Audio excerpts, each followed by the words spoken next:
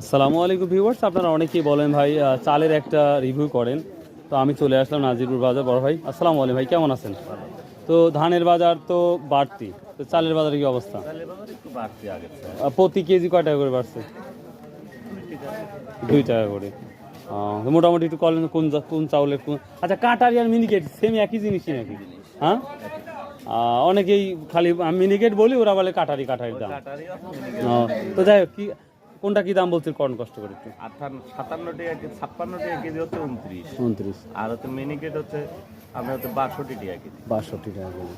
আর আমন টামন? আমনটা মোটা নয়, মোটা হচ্ছে মোটা 45 টাকা, 48। 45-48 টাকা না? তো ভিউয়ার্স, এই ছিল চালের একটি রিভিউ। আশা করি আপনাদের ভালো লাগবে। অনেকেই বলেন ভাই চালের সম্পর্কে একটু ভিডিও করেন, তো করলাম। আর নাজিরপুর বাজার যদি ভালো লাগে আসেন, ইনশাআল্লাহ আশা করি ভালো দামে একটি বিষয় পেয়ে যাবেন, অর্থাৎ চাউল।